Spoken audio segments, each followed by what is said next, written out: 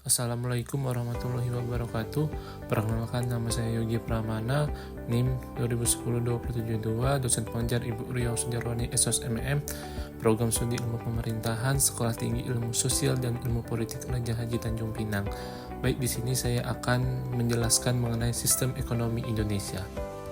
Pengertian sistem ekonomi.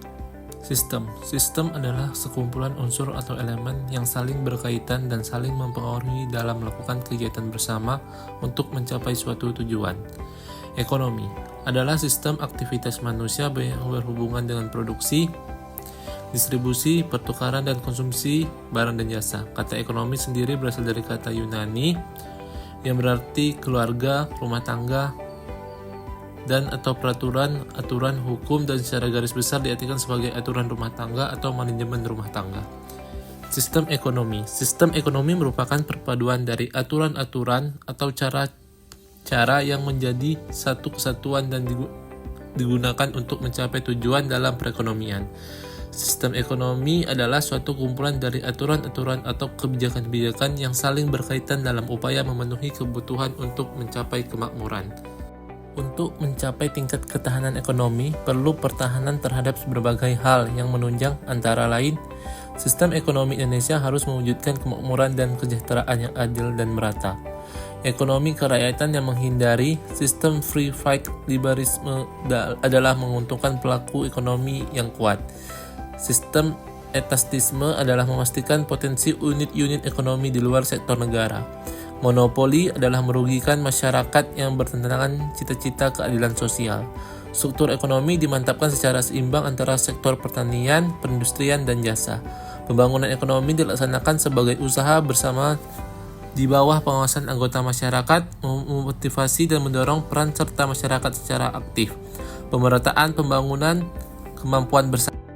Klasifikasi sistem ekonomi. Sistem ekonomi dapat diklasifikasi atau dikelompokkan dalam dua kelompok berdasarkan mekanisme dan koordinasinya serta berdasarkan ideologinya.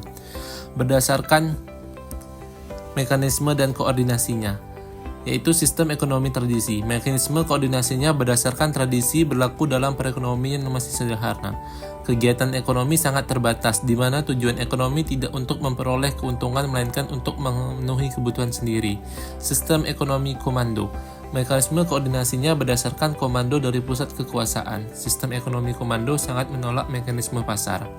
Sistem ekonomi pasar mengandalkan kekuatan permintaan dan penawaran sebagai alat alokasi yang efisien. Berdasarkan ideologinya, sistem ekonomi kapitalis adalah sistem ekonomi yang aset-aset produktif atau faktor produksinya sebagian besar dimiliki oleh sektor individu atau swasta.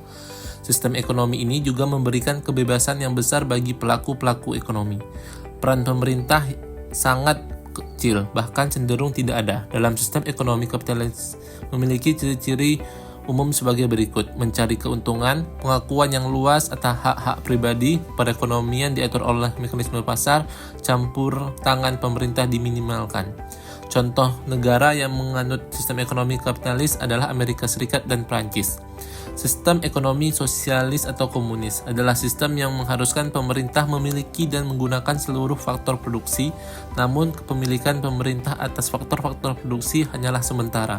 Dalam sistem ekonomi kapitalis memiliki ciri-ciri umum sebagai berikut. Kemakmuran akan tercapai dengan berdasarkan pada kemakmuran bersama melalui konsep kepemilikan sosial. Sosialisme sebagai gerakan ekonomi yang muncul sebagai perlawanan terhadap ketidakadilan yang timbul dari kapitalisme. Dalam masyarakat sosialis, hal yang menonjol dalam rasa kebersamaan. Contoh negara yang menganut sistem ekonomi sosialis adalah Cina dan Korea Utara.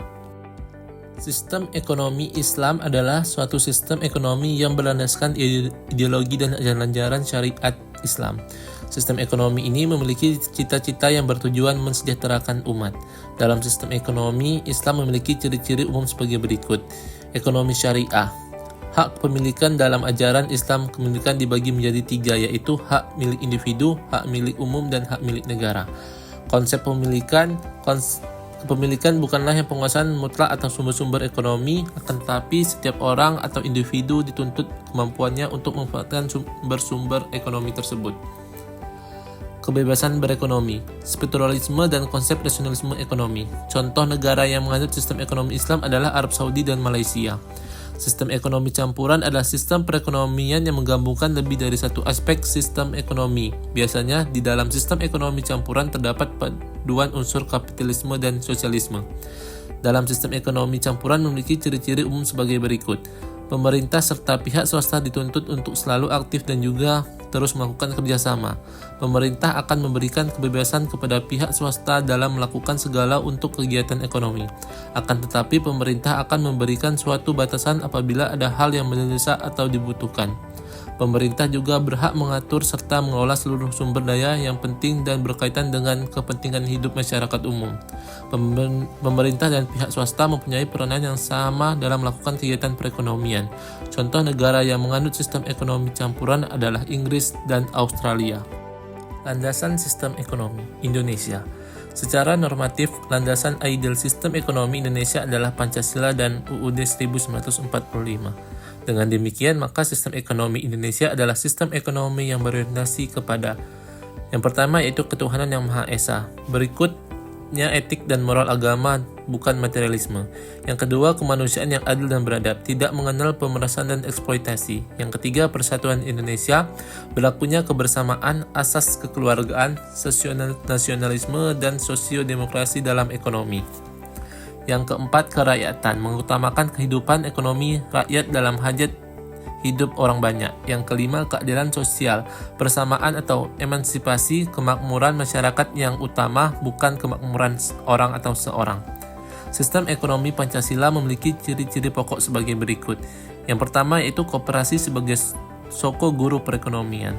Yang kedua, roda perekonomian digerakkan oleh rangsangan ekonomis, sosial, dan moral. Adanya kehendak yang kuat dari seluruh masyarakat ke arah kemerataan sosial. Yang keempat, nasionalisme menjauhi setiap kebijakan ekonomi. Yang kelima, adanya keseimbangan yang jelas antara perencanaan di tingkat nasional dengan pelaksanaan kegiatan ekonomi.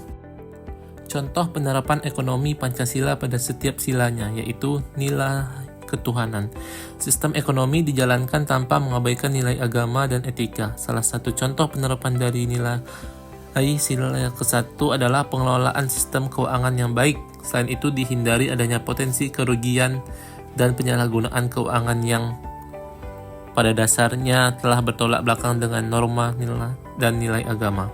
Yang kedua, nilai kemanusiaan. Sistem ekonomi menjunjung prinsip humanis dan tidak mengeksploitasi. Salah satu contoh penerapan dari nilai sila kedua adalah memberikan gaji serta fasilitas kepada karyawan sesuai dengan kinerja dan tanggung jawabnya. Tentu hal tersebut sebagai penerapan akan nilai-nilai kemanusiaan. Yang ketiga, nilai persatuan. Kegiatan ekonomi dilakukan dengan menjunjung asas kekeluargaan. Salah satu contoh penerapan dari nilai sila ketiga yaitu menghasilkan sebuah produk usaha terbaik yang bisa dinikmati manfaatnya oleh kalangan masyarakat luas. Pastikan bahwasannya produk tersebut tidak memiliki masalah dalam pemanfaatannya. Yang keempat, nilai musyawarah. Prinsip ekonomi hendaknya selaras dengan nilai-nilai demokrasi dan kebebasan berpendapat. Sebagai contoh dalam penerapan dari nilai sila keempat, salah satunya adalah dengan dilaksanakan musyawarah mufakat dalam setiap pengambilan keputusan dan tidak sepihak. Nilai keadilan. Pengelola sumber daya ekonomi harus digunakan dengan adil guna kesejahteraan rakyat. Sebagai contoh penerapan dari nilai-nilai sila kelima adalah dengan pemerataan distribusi dan pemasaran dari produk usaha agar tidak dinikmati oleh semua kalangan masyarakat. Selanjutnya yaitu unsur-unsur kebijakan ekonomi. Kebijakan harga dan upah. Melindungi konsumen, ditetapkan harga maksimum. Melindungi produsen, ditetapkan harga minimum. Biasanya diterapkan pada bidang pertanian. Melindungi pekerjaan, ditetapkan upah minimum atau UMR. Contohnya penetapan harga maksimum antara lain harga obat-obatan di apotik, harga BBM, harga pupuk, dan tarif angkutan atau transportasi. Sedangkan contoh kebijakan upah yaitu penetapan upah minimum, struktur dan skala upah, upah kerja lembur, upah tidak masuk kerja, dan atau tidak melakukan pekerjaan karena alasan tersebut. Bentuk-bentuk dan cara pembayaran upah. Yang kedua itu kebijakan produksi. Untuk mengatasi ketidakseimbangan antara permintaan dan penawaran, maka pemerintah dapat melakukan tindakan-tindakan langsung mempengaruhi produksi. Contohnya pemerintah memberikan subsidi harga faktor produksi seperti pupuk, pestisida, dan bibit.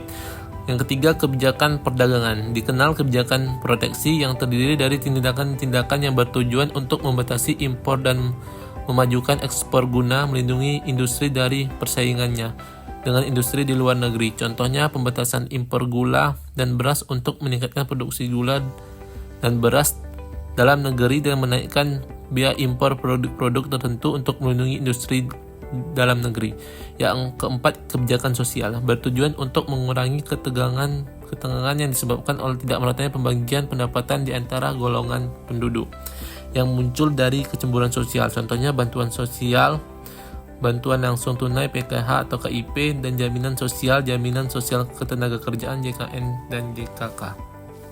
Kebijakan kesempatan kerja. Jika lowongan kerja baru untuk menampung semua angkatan kerja baru, maka sebagian angkatan kerja baru ini akan menjadi pengangguran. Contohnya, pemerintah menyediakan lapangan pekerjaan melalui program tenaga kerja mandiri atau TKM untuk penciptaan wirausaha dan program padat karya.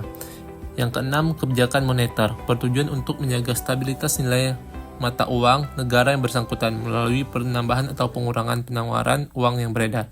Contohnya, mencetak uang baru, membukukan saldo perusahaan swasta atau negara, merombak sistem perbankan, mengambil alih urusan perbankan atau perkreditatan. Ketujuh, kebijakan keuangan negara dan fiskal. Keuangan berkaitan dengan pemasukan dan pengeluaran negara. Fiskal berkaitan dengan pajak, contohnya teks AMC, subsidi BBM dan gas, serta penetapan harga eceran tertinggi untuk barang-barang tertentu. 8. Kebijakan industrialisasi. Tindakan pemerintah untuk memberikan arah kepada industri yang sudah ada dan akan didirikan. Contohnya, pemerintah memberikan insentif kepada kawasan industri atau kawasan ekonomi khusus, serta mendukung pembangunan infrastruktur kawasan industri dengan mengikuti kerangka berkelanjutan dan ramah lingkungan. Selanjutnya, mengenai globalisasi ekonomi. Globalisasi perekonomian merupakan suatu proses kegiatan ekonomi dan perdagangan, di mana negara-negara di seluruh dunia menjadi satu kekuatan pasar yang semakin terintegrasi dengan tanpa rintangan batas teritorial negara. Globalisasi ekonomi antara lain terjadi dalam bentuk-bentuk berikut.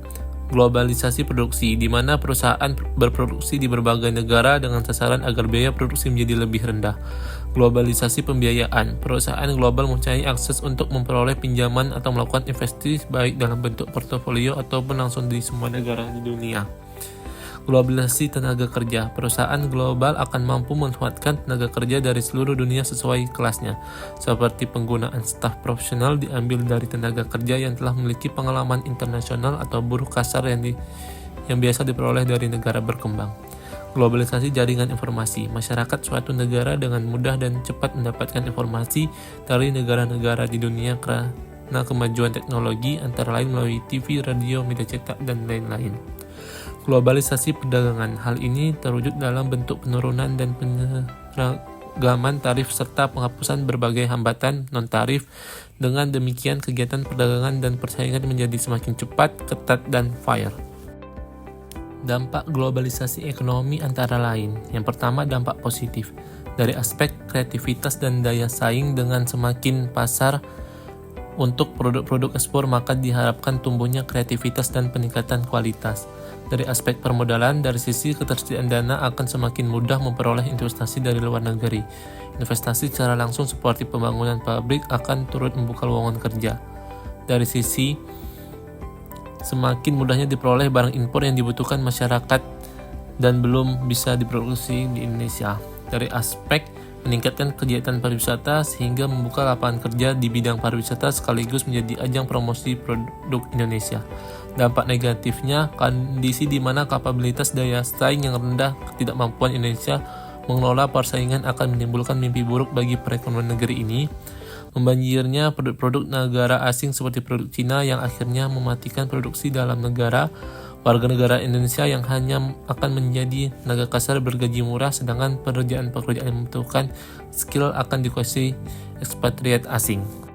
Beberapa alternatif dalam mewujudkan kemandirian ekonomi Indonesia yaitu perlunya pemerintahan yang pro rakyat, pentingnya kebijakan protektif bagi industri dalam negeri, harus mengembangkan lokal ekonomi, perubahan alokasi anggaran ke sektor rakyat, pasar domestik dan fasilitas publik, perluasan pengembangan usaha bersama, membuat pasar kebutuhan dan permintaan nasional, penguasaan industri pengelolaan barang mentah hasil SDA Indonesia.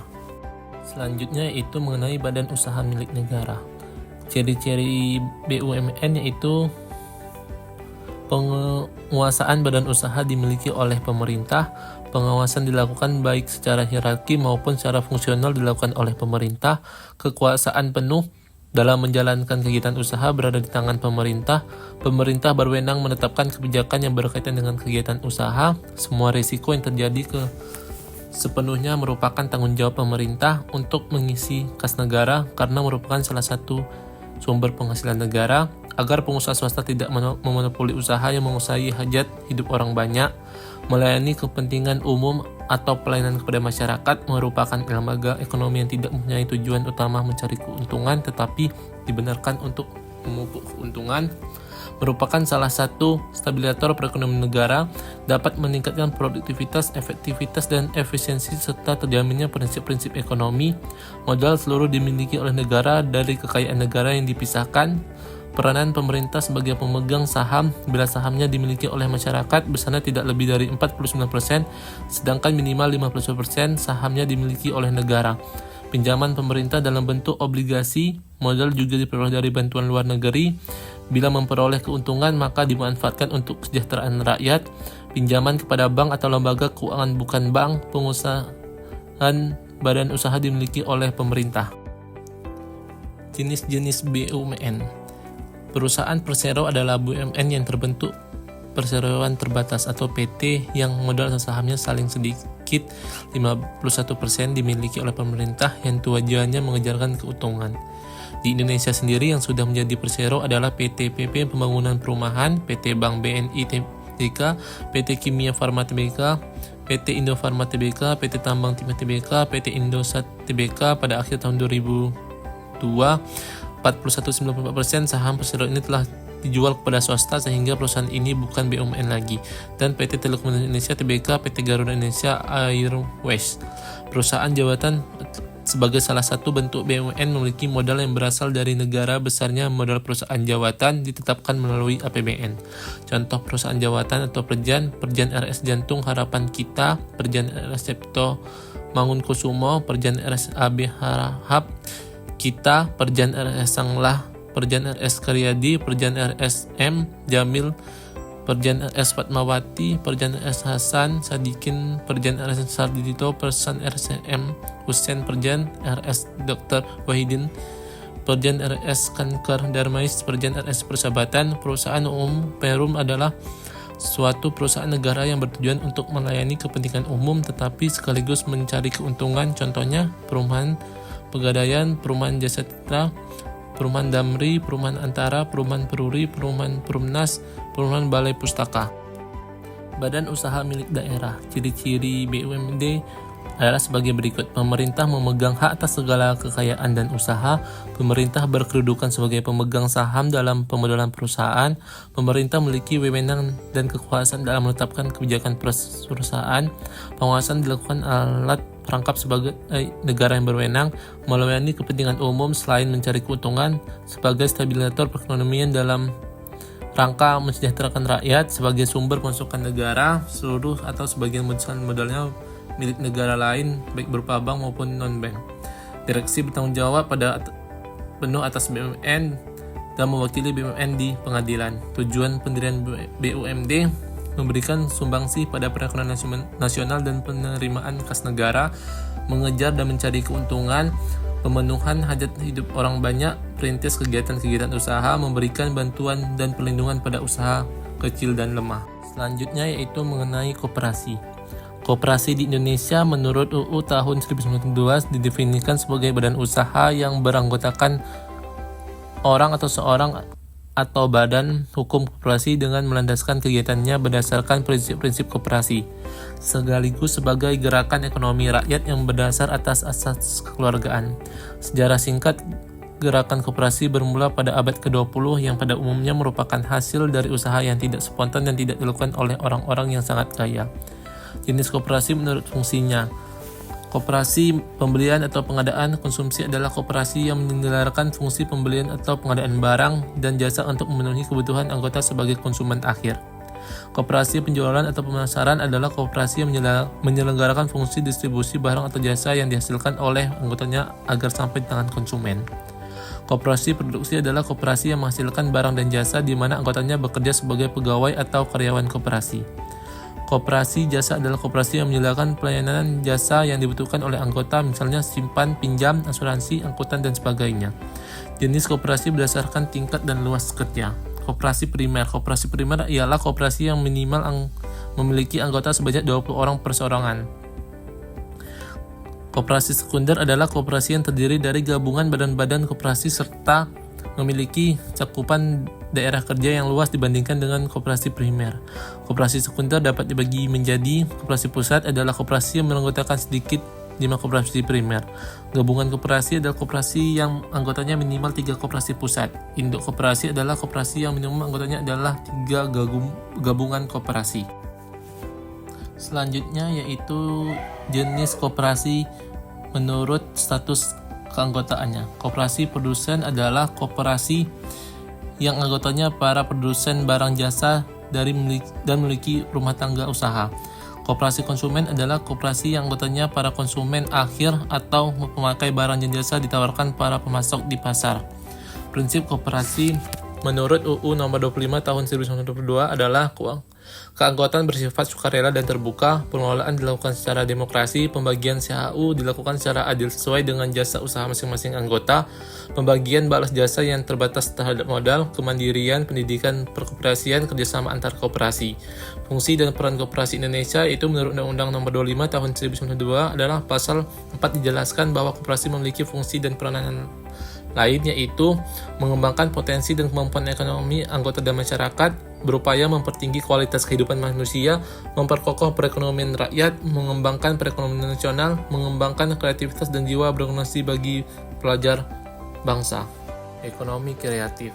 Menurut definisi John Hawkins, ekonomi kreatif adalah kegiatan ekonomi di mana input dan outputnya adalah gagasan. Menurut Ahmed Z dalam buku Menanggap Peluang Usaha, menurut pakar bisnis J. Elliott dalam sebuah hasil risetnya menemukan bahwa keyakinan untuk memanfaatkan momentum artinya kita harus pandai-pandai mencari celah dan memanfaatkannya, dan ini sangat erat kaitannya dengan analisis Pareto dengan strategi kekuatan, weakness, kelemahan, opportunities, peluang, dan threats atau ancaman. Subsektor ekonomi kreatif yaitu periklanan, arsitektur, pasar barang seni, kerajinan, desain, fashion, video, film, dan fotografi, permainan interaktif, musik, seni pertunjukan, penerbitan dan pencetakan, layanan komputer dan piranti lunak, televisi dan radio, riset dan pengembangan. Demikianlah yang bisa saya paparkan. Mohon maaf jika ada kesalahan. Saya akhiri. Wassalamualaikum warahmatullahi wabarakatuh.